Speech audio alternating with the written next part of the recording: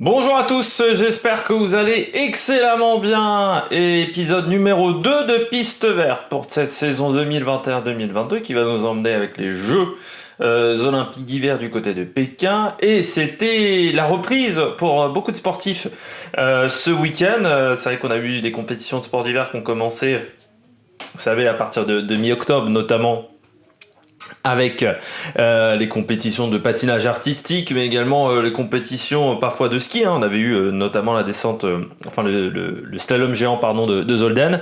Et là, on a eu des compétitions un peu plus importantes. La saison est vraiment bien démarrée désormais. Puis ce week-end, ça sera encore plus important avec notamment le biathlon. On va commencer avec cette semaine le ski alpin. On va commencer par le ski alpin. C'était du ski alpin avec le slalom féminin. Il y avait 2 courses du côté de Lévis, une course le samedi, une course le dimanche.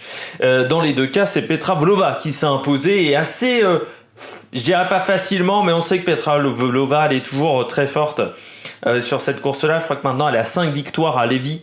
Donc c'est vraiment une épreuve qui lui convient extrêmement bien. À chaque fois devant Mikaela Shiffrin et à chaque fois devant Lena Dour. Lena Dour qui a fait une meilleure... moi j'ai trouvé qu'elle avait fait des meilleures manches le samedi que le dimanche. Et Shiffrin, un peu pareil, elle était plus proche le samedi que le dimanche. Par contre, Petra Vlhova, elle était imbattable sur ces 2 courses. Et quand on regarde le top 10, c'est un peu les mêmes entre les 2 courses. Je suis pas sûr que c'était la bonne idée de faire 2 manches de slalom au même endroit. Notamment dans le top 10, on retrouve Wendy Holdener, Katharina Linsberger, Michel Giesing également.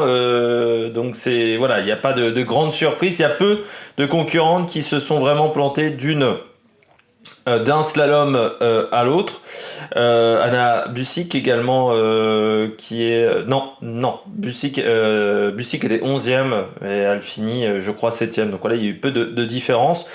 Du côté des Françaises, ça a été un petit peu la soupe à la grimace. La seule qui a réussi à faire les 4 manches, les 4 descentes, les 4 épreuves de slalom du côté de Lévis, on va réussir à se retrouver, c'est Nastasia Noens, qui est la plus expérimentée des Françaises, qui a fini la première journée que je m'y retrouve 26e, et le deuxième jour 27e. À chaque fois c'était avant-dernière par rapport aux épreuves. J'ai oublié de vous dire en début de vidéo, parce que normalement je le fais toujours, mais là j'ai oublié de vous dire, mais n'hésitez pas à vous abonner à la chaîne, n'hésitez pas à mettre un pouce bleu et à partager la vidéo également, c'est très important, et puis à réagir dans les commentaires, j'ai oublié de le dire.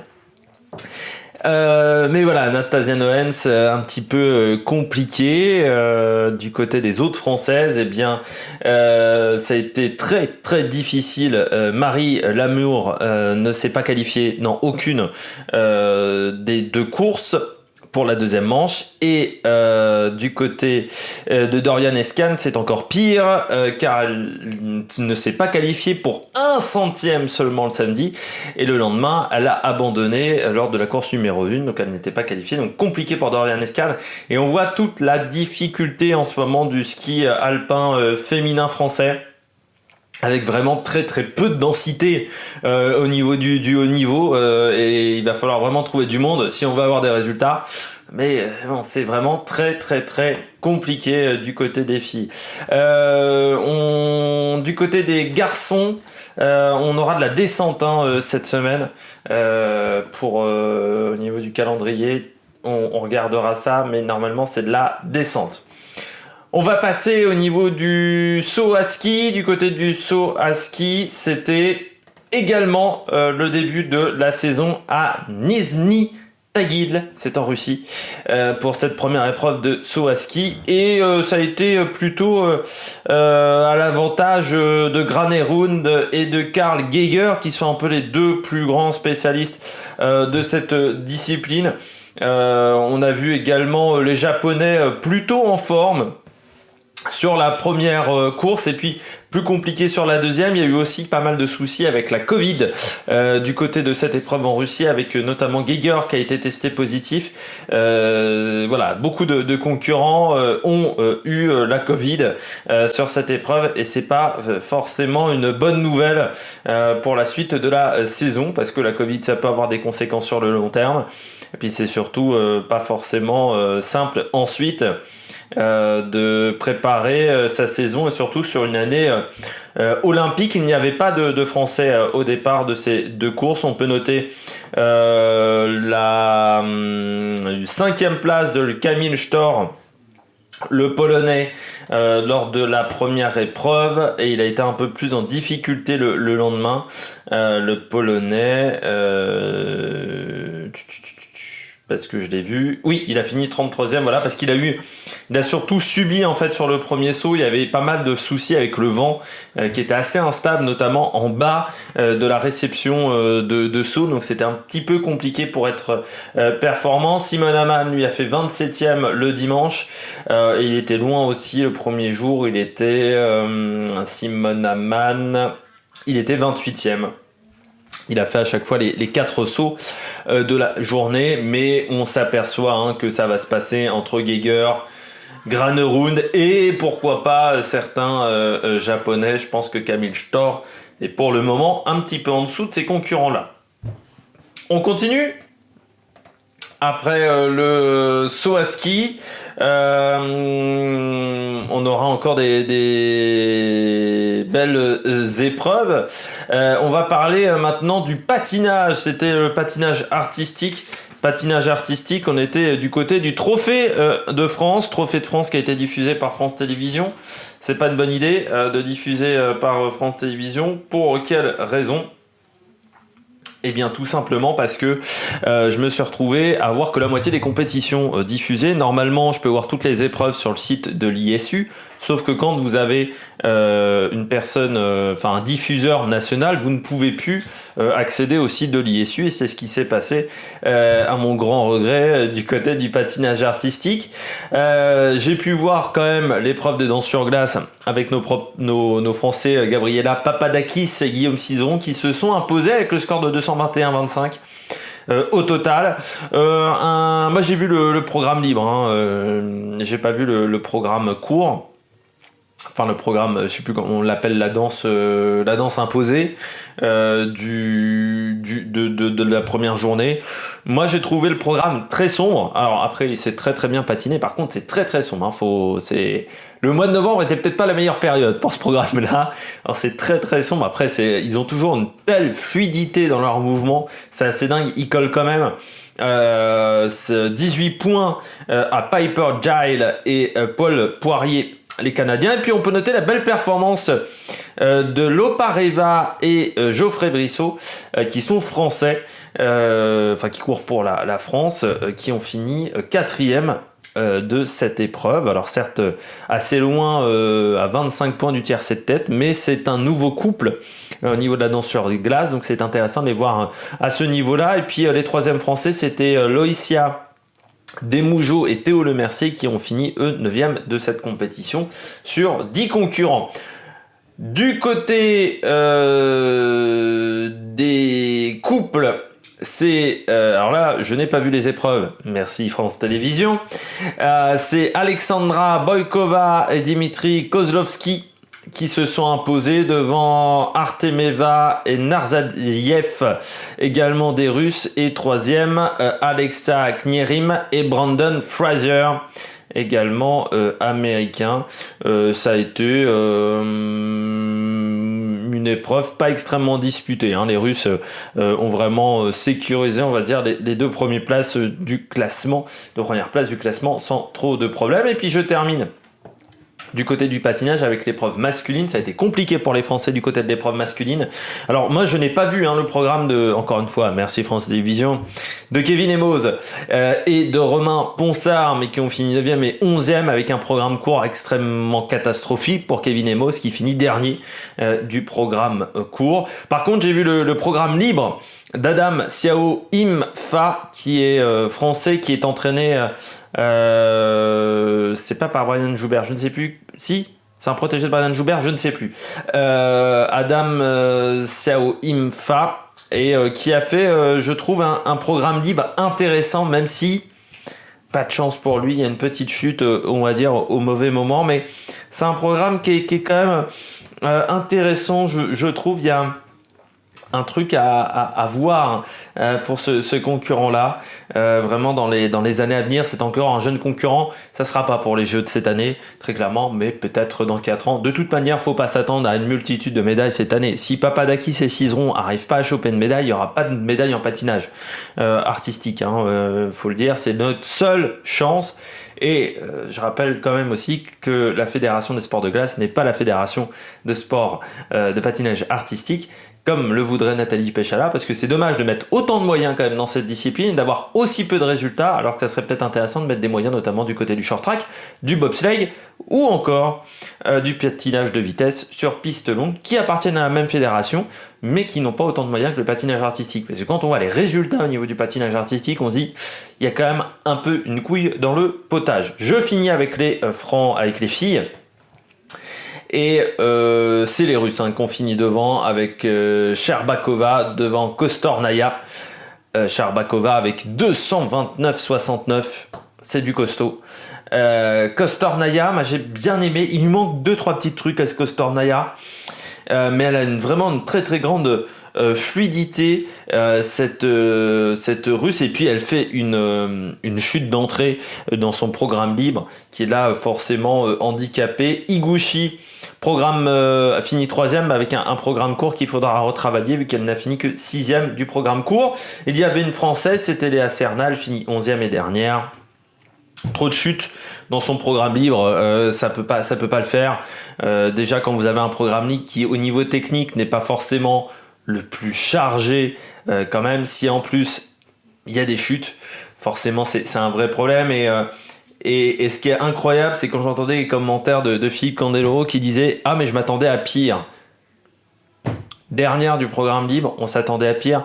Non, il y a un moment, il faut peut-être avoir un peu plus d'ambition que ça au niveau international. Et aujourd'hui, en France, c'est très compliqué. Et les autres Françaises qui, en plus, étaient blessées ce week-end, oui.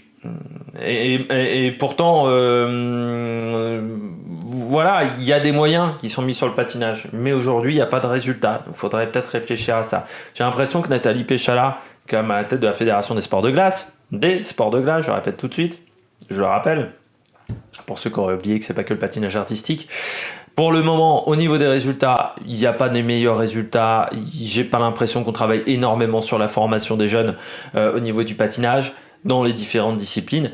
Et en plus, on l'a aussi prise pour qu'elle gère le problème, notamment des agressions sexuelles dans cette discipline, des attouchements sexuels. Et là, j'ai l'impression aussi qu'on n'a pas fait grand-chose, donc on se demande à quoi elle sert, Madame Péchala.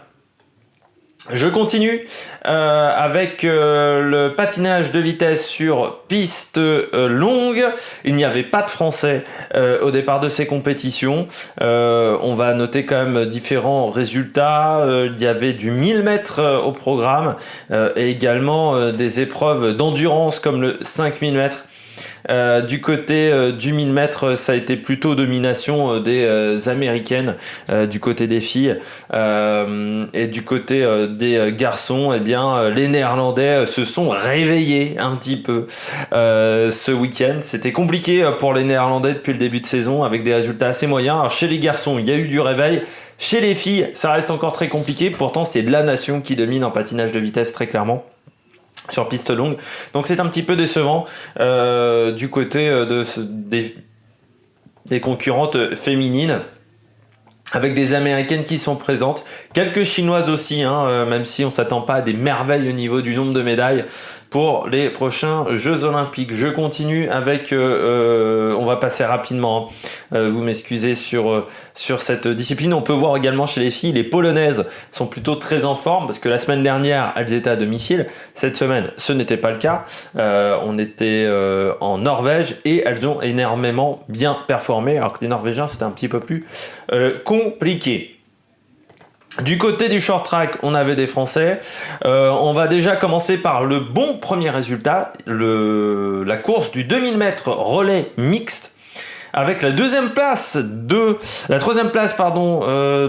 l'équipe de France dans cette épreuve, avec Charles Hamelin, Gwendoline Daudet, Quentin Fercoq et Tiffany Waumarchand et Sébastien Lepape Oui, parce que Charles Hamelin, c'est pour le Canada. Je me disais bien que j'avais raté une ligne. Ils ont fini avec un temps de 2,40,417 les 2000 mètres, donc ça va vite, hein, comme vous le voyez. Et surtout, une sacrée performance des Français qui étaient présents, notamment chez les filles. On a eu alors, bien entendu, le temps que ça s'affiche, ça va mettre 3 plombes. On a eu des Françaises qui ont parfois atteint les finales.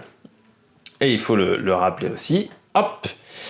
On va regarder du côté des quarts de finale de ce 1500 mètres. Ça a été compliqué pour les Françaises, avec Tiffany Huot-Marchand qui était passée au temps. Elle a été éliminée ensuite en demi-finale, la Française.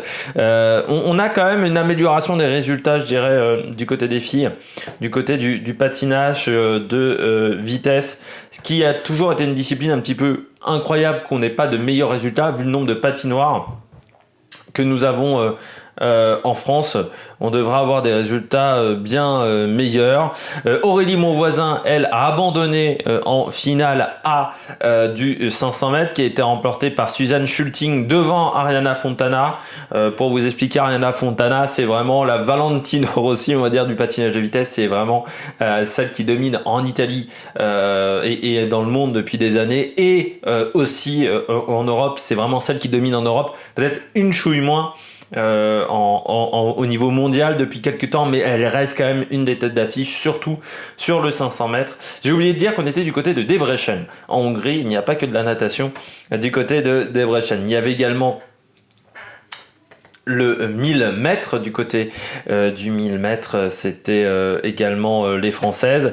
Ça a été plus compliqué du côté du 1000 mètres pour les Françaises. Hein. Elles ont été un peu plus en difficulté dans cette épreuve-là, tout simplement parce que voilà, c'est une épreuve qui demande beaucoup de travail, de précision. Tiffany Huot-Marchand qui a fini derrière de son quart de finale, et la deuxième française avait été éliminée avant les quarts des les phases préliminaires. Je continue et je termine avec le relais sur 3000 mètres. Il n'y avait pas de française, mais on peut noter la belle victoire des néerlandaises qui ont fait un sacré chrono devant le Canada, la Chine et la Corée. Et les Français, je crois, ont été en finale B. Je crois me rappeler, si je ne me suis pas trompé, et elles ont fini dernière de leur finale B avec Gwendoline Daudet, Eva Grenouillou, Tiffany Huot-Marchand et Aurélie Lévesque. Du côté du garçon, on avait du 1500 mètres, du 5000 mètres et du relais. Ça n'a pas été forcément facile sur le 1500 mètres pour les garçons. On peut voir l'élimination notamment de Sébastien Lepape. Et puis je vais finir quand même par le relais rapidement. On va essayer d'aller assez vite, mais vous trouvez les résultats sur le site de l'ISU. On va finir par le 5000 mètres avec les Français qui n'étaient pas dans cette épreuve, mais ils ont été c'est le Canada qui s'est imposé, pardon, je vais y arriver. Il y a beaucoup de résultats et vous verrez, notamment pour les Jeux Olympiques, ça sera pas toujours facile, devant la Corée, la Hongrie, la Russie et l'Italie. Mais pour vous résumer, les résultats sont en évolution pour les Français. On a plutôt des résultats intéressants du côté des filles, ce qui était un peu compliqué ces dernières années. Du côté des garçons, c'est peut-être un peu moins ça, peut-être un peu moins à leur avantage, mais malgré tout, on est en début de saison. Les Jeux Olympiques, c'est au mois de février, et sur l'épreuve mixte, on a peut-être une possibilité de médaille pour avoir notre première médaille en patinage de vitesse sur piste courte. On termine avec le bobsleigh et le skeleton. C'était la première manche du côté de Innsbruck. Première manche qui n'était pas commentée par la chaîne L'équipe, mais à partir de cette semaine, ça sera sur la plateforme L'équipe Live. Du côté, on a failli avoir une grande surprise au niveau du skeleton féminin avec la première victoire d'une Belge qui était en tête après la première manche, mais elle a fini 3e, Maylemans Kim. Kimberly Boss, elle a fini 2e derrière une Russe, Elana Nikitina. Là, c'est un petit peu plus habituel. Il n'y avait pas de Française dans cette épreuve de bobsleigh, de skeleton. Ou si, j'ai oublié, je ne sais plus. Si, il y avait une Française, pardon, c'était Bessard. J'ai oublié, elle a fini 23e. Agathe Bessard, 23e, donc plus proche de la fin que du début. Elle n'a pu faire qu'une descente. C'est pour ça que je l'avais oublié de le noter. Du côté du skeleton masculin, c'est Alexander Tretiakov qui s'est imposé le rousse devant Martin Ducourt, qui est un petit peu une légende du côté de ces disciplines-là. Et deux Allemands, une déception un petit peu du côté des Allemands depuis le début de saison. Même sur les manches de Coupe d'Europe, on peut pas dire qu'ils aient eu des grands résultats. Et c'est un petit peu dommage parce que c'est une nation majeure du bobsleigh. C'est peut-être même la nation qui domine le plus en skeleton, en bobsleigh et en luge également, en toutes ces disciplines-là. On avait également le début de la Coupe du Monde en monobob. C'est une discipline réservée seulement aux filles, donc c'est-à-dire une seule personne dans le bobsleigh. Et là, c'est Elana Meyers-Taylor qui s'est imposée devant Kylie Humphries et Laura Nolte. Notre française, elle a fini 17e, Margot Bosch, avec un vrai problème sur la phase de départ où elle a perdu énormément de temps.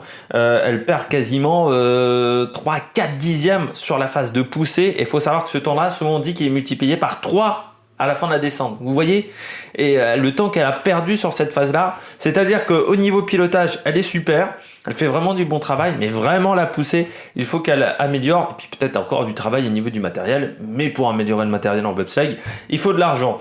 Du côté du bob à 2, pas de surprise, les Allemands devant avec notamment Francesco Friedrich et Alexander Schüle qui ont vraiment fait du grand travail pendant tout ce week-end. Ils ont remporté la course de bob à 2 mais également la course de bob à 4 et également le beau travail des Britanniques Brad Half et Greg Caquette qui ont fini 3e. C'est pas tous les jours qu'on voit des Britanniques aux avant-postes. On peut noter la belle performance des Monégasques Rudy Rinaldi et Boris Vian qui ont fini 13e. Ça a dû faire plaisir au Prince Albert avec vraiment un très très bon pilotage. Ils ont vraiment pas fait de faute dans le pilotage. Le temps là aussi a été perdu plutôt sur la phase de poussée. Romain Henrich et Lionel Lefebvre ont eu beaucoup plus de mal avec beaucoup d'erreurs, j'ai trouvé, de pilotage du côté de Romain Henrich qui a tapé beaucoup de fois les murs sur le bord de piste, donc forcément ça fait perdre de la vitesse et c'est pas du bon travail, du bon pilotage qu'a fait le français et les chinois qui ont été un petit peu en difficulté sur cette épreuve. Du côté du bob à 2 féminin, on prend les mêmes, on recommence. Laura Nolte et Léonie Fiebig devant Kim Kalicki et Annabelle Galander 2e et Christine Bruyn 3e. Ça a été plus compliqué pour les Américaines, 4e avec Kylie Humphries et Elana Taylor-Meyer seulement 7e. Nos Françaises, donc encore une fois Margot Bosch et Sandy Claire, elles ont fini 13e avec un meilleur temps de poussée, même si on peut encore travailler sur cette phase-là et encore peu d'erreurs, voire pas d'erreur de pilotage. Ce qui est ça est une très très bonne chose. Et puis on finit avec le bob à 4.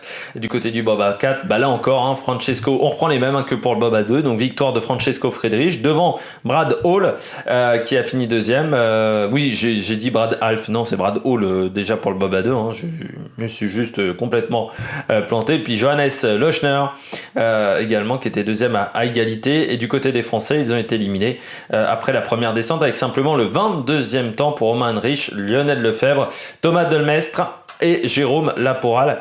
Vraiment pas un bon chrono pour eux et des erreurs de pilotage sur cette première manche. Pour le piste verte de la semaine prochaine, on parlera de curling, on parlera également de ski avec notamment de la descente, on parlera de biathlon avec le début de la Coupe du Monde, il y aura également, je crois, du du ski de fond, du cross-country j'allais dire, du ski de fond, du saut à ski avec le début de la Coupe du Monde féminine, encore une fois du patinage de vitesse, je crois qu'il y aura encore du patinage artistique et peut-être du combiné nordique, je ne sais pas, enfin un programme encore chargé. Et oui, et puis si vous voulez voir des sports d'hiver et que vous n'avez pas Eurosport, ce qui est le cas de beaucoup, je le sais d'entre vous, eh bien n'hésitez pas à aller sur le site de Sportschau. C'est le stade 2 allemand, c'est diffusé sur la ARD et vous pouvez revoir le replay des compétitions, notamment de ski, de bobsleigh également, mais ça c'est disponible sur la chaîne Équipe, mais de ski, de saut à ski, de combiné nordique également, et je pense de ski de fond dans les semaines à venir si vous êtes passionné par cette discipline-là. Et puis si vous aimez le patinage de vitesse sur piste courte ou sur piste longue, vous allez directement sur le site, sur la page YouTube de la Fédération internationale de patinage, donc l'ISU, voilà, International Skating Union pour avoir les replays de ces compétitions-là. Et du côté du bobsleigh, et du côté de la luge également, il y a une fédération internationale de luge, et ça sera le début de la luge, je crois, cette semaine. J'espère que vous avez aimé cette vidéo avec ce récapitulatif de tous les résultats de la semaine dernière et de la semaine en cours. Il y aura également du ski acrobatique cette semaine. Voilà. J'ai oublié d'en parler pour la vidéo de la semaine prochaine. N'hésitez pas à vous abonner, à réagir dans les commentaires, à mettre un pouce bleu, à partager la vidéo. Et puis nous, on se retrouve pour des nouvelles vidéos dans les jours à venir. Allez, ciao ciao sur la Meilleure Production.